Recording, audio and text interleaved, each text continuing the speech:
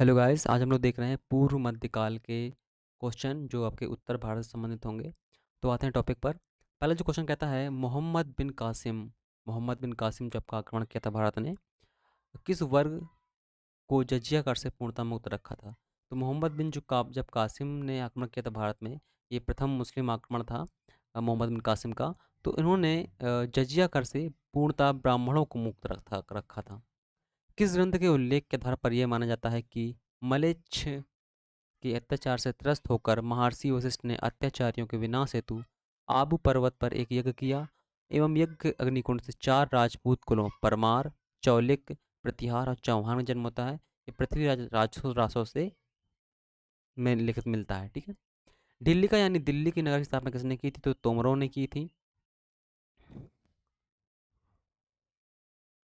उस शासक का क्या नाम है जिसने विजय स्तंभ यानी कीर्ति स्तंभ का निर्माण करवाया था? तो राणा कुंभा ने करवाया था। भारत पर पहली बार आक्रमण करने वाले कौन थे? तो पहले कौन थे? अरब थे, अरबवासी थे। पृथ्वीराज रासो किसने लिखा? ये चंद्रवरदाई की पुस्तक है। विजय स्तंभ कहाँ? ये आपका चित्तौड़गढ़ में बना हुआ है। लिंगराज मंदिर की नींव किसने रखी थी? लिंगराज मंदिर जो आपका शिव का है, और ये ययाति केसरी ने इसकी नींव रखी थी। ये इंपॉर्टेंट क्वेश्चन नहीं है, ये बताना चाहिए आपको। लिंगराज मंदिर जो है वो किसका है? तो वो शिव का है। सोमनाथ मंदिर पर 1025 ईस्वी में महमूद गजनवी के आक्रमण के समय गुजरात का शासक कौन था? भीम प्रथम कौन था इसका शासक था? जब महमूद गजनवी आपका आक्रमण करता है, ये लगभग आपका 17 बार आक्रमण करता है भारत में। हिंदू विधि पर एक पुस्तक मिताक्षरा किसने लिखी है?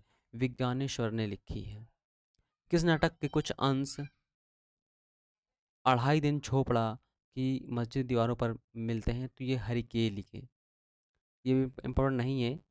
रानी पद्मावती का नाम अलाउद्दीन खिलजी की चित्तौड़ विजय से जोड़ा जाता है। उसके पति का क्या नाम था? ये जो इसका क्या नाम था? राणा रतन सिंह इसके पति का नाम था। किसने? रानी जो पद्मावती थी, उनके पति का नाम क्या था? राणा रतन सिंह नाम था। विक्रमशिला केंद्र के संस्थापक कौन थे? तो धर्मपाल ने विक्रमशिला की स्थापना की थी। अ, ये पाल वंश के थे आपके। पाल वंश संस्थापक कौन था? तो गोपाल था। पाल वंश की राजधानी कौन सी थी? तो पाल वंश की राजधानी जो आपकी थी मुंगेर थी या मुद्दगिरी। राष्ट्रकूट वंश का संस्थापक कौन था? राष्ट्रकूट वंश का संस्थापक था दंती दुर्ग। ठीक है। दंती दुर्ग ऑप्शन में दिएगा, दंती दुर्ग ही लगाइएगा। दंती वर्मन नहीं, दंती दुर्ग लगाएंगे। ठीक है। किस मंदिर परिसर में एक भारी भरकम नंदी की मूर्ति है जिसे भारत की विशालतम नंदी मूर्ति माना जाता है? कन्हैया महादेव मंदिर। ये ये जो कन्हैया महादेव मंदिर है, ये आपका उधर एमपी में पड़ता है। ठीक है, एमपी में पड़ता है। और वहाँ पर विशाल नंदी की मूर्ति रखी हुई है। कभी आप जाएंगे तो आपको देखने को मिलेगा। किसे एक नया समाज चलाने का यश प्राप्त है? तो लक्ष्मण सेन ने, ये सेन वंश का था, इसने नया समाज चलाया था। गीत गोविंद के रचनाकार जयदेव किसी सभा में रहते थे? तो ये लक्ष्मण सेन की सभा में रहते थे। इसके बाद इंपॉर्टेंट है आपका, ये नहीं है। भुवनेश्वर तथा पुरी के मंदिर किस शैली में बने हुए? तो ये आपके नागर शैली में बने हुए हैं। जो मंदिर निर्माण की जो शैली होती है वो कुछ इस प्रकार का होती है। देखिए, जो आपकी नागर जो शैली होती है,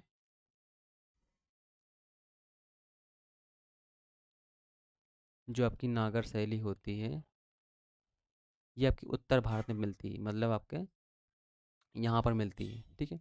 जो दक्षिण भारत की होती है, ये आपकी द्रविड़ शैली होती है। ठीक है।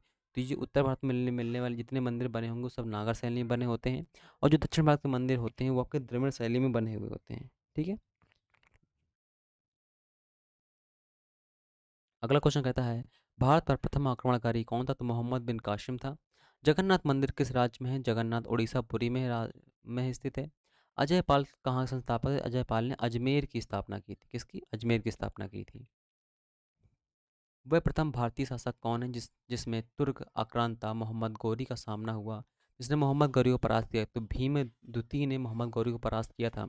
तब भीम जो द्वितीय है आपका, ये आपका मतलब गुजरात में इसका शासनकाल था। और मोहम्मद गौरी फिर आपका दूसरे स्थान से भारत में प्रवेश करता है। किस शासक ने कालिंजर के अजय दुर्ग का निर्माण करवाया था? तो धनंजय देव ने करवाया था। वह कौन सा सम्मत है जो कलचुरियों द्वारा प्रयुक्त किए जाने के कारण कलचुरी सम्मत भी कहलाता है? ये इंपॉर्टेंट नहीं है आपका। ठीक है, ऐसे क्वेश्चन नहीं आते हैं। चंदावर का युद्ध आपका 1194 में किसके मध्य हुआ था? तो चंदावर जो आपका 1194 में हुआ था, ये आपका जयचंद और मोहम्मद गौरी के बीच हुआ था। ठीक है।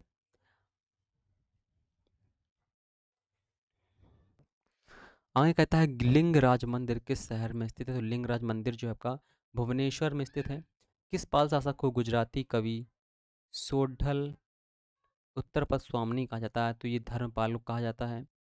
9वीं सदी में भारत आए अरबी यात्री सुलेमान ने किस साम्राज्य को रुहुमा कहकर संबोधित किया है? तो पाल वंश को रुहुमा कहकर संबोधित किया है। सेन वंश संस्थापक कौन था? तो सेन वंश संस्थापक सामंत सेन था। किस विदेशी यात्री ने गुर्जर प्रतिहार वंश को अल गुजार और इस वंश के शासक को बौरा कहा है? तो ये क्वेश्चन कभी नहीं पूछे गए हैं, ना ही ऐसे क्वेश्चन पूछ जाते हैं।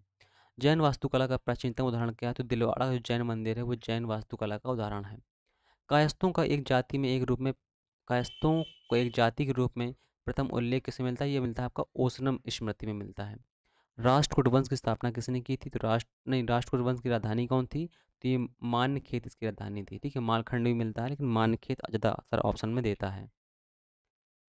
मोढेरा का सूर्य मंदिर किस राज्य में? ये आपका गुजरात राज्य में बना हुआ है मोढेरा का सूर्य मंदिर।